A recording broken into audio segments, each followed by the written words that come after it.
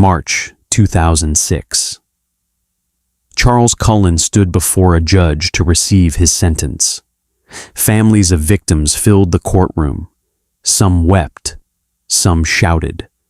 One woman screamed, "You murdered my mother. You looked me in the eye and told me you did everything you could to save her, and you murdered her." Cullen stood silently, showing no emotion. He was sentenced to 11 consecutive life sentences. No possibility of parole. He'll die in prison.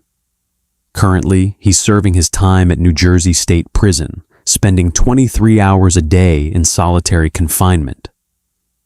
But justice for 40 victims doesn't feel like justice when the real number might be 400. Here's the real horror. We'll never know Charles Cullen's true victim count. He killed across multiple hospitals, multiple states, over 16 years. Many deaths were never investigated. Medical records were destroyed after the statute of limitations expired. Families buried loved ones never knowing they were murdered. Experts who analyzed his work schedules and patient death rates estimate he could have killed over 400 people. 400 families who never got closure.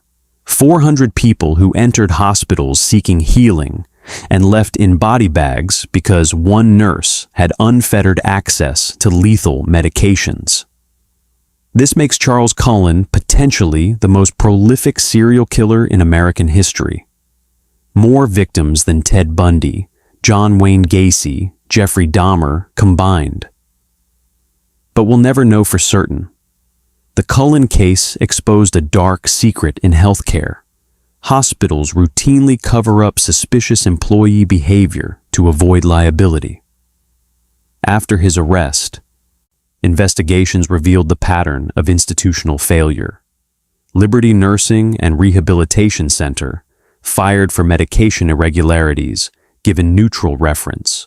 Warren Hospital, 16 suspicious deaths on his shifts, allowed to resign quietly. Hunter Don Medical Center, caught accessing patient files he shouldn't have, allowed to resign. St. Luke's Hospital, caught with unauthorized medications, allowed to resign. Every hospital chose institutional protection over patient safety. Every hospital sent him to the next facility with a clean reference. Every hospital has blood on its hands. His case led to reforms, mandatory reporting of suspicious medical professionals, better medication tracking systems, criminal background checks for healthcare workers. In New Jersey passed Cullen's Law, requiring healthcare facilities to report suspicious terminations. But these reforms came 16 years and at least 40 deaths too late. Charles Cullen worked in critical care units. He had access to the most vulnerable patients, people on ventilators, in induced comas, recovering from major surgery, people who couldn't speak, couldn't defend themselves, couldn't tell anyone what was happening. How many times did a patient wake in the middle of the night to see Nurse Cullen standing over them with a syringe? How many felt the injection, felt their heart beginning to race, felt themselves dying, and couldn't call for help? How many families sat by hospital bedsides never knowing the man comforting them had just murdered their loved one? Charles Cullen was caught in 2003. But here's what keeps investigators up at night. Somewhere in America today, another healthcare worker might be doing the same thing. Another hospital might be covering up suspicious deaths to avoid liability. Another family might be burying someone who was murdered, not by disease, but by the person they trusted to provide care. The next time you or someone you love is in a hospital, remember Charles Cullen. Not to create paranoia, but to stay vigilant. Ask questions. Pay attention to who enters the room and why. Trust your instincts.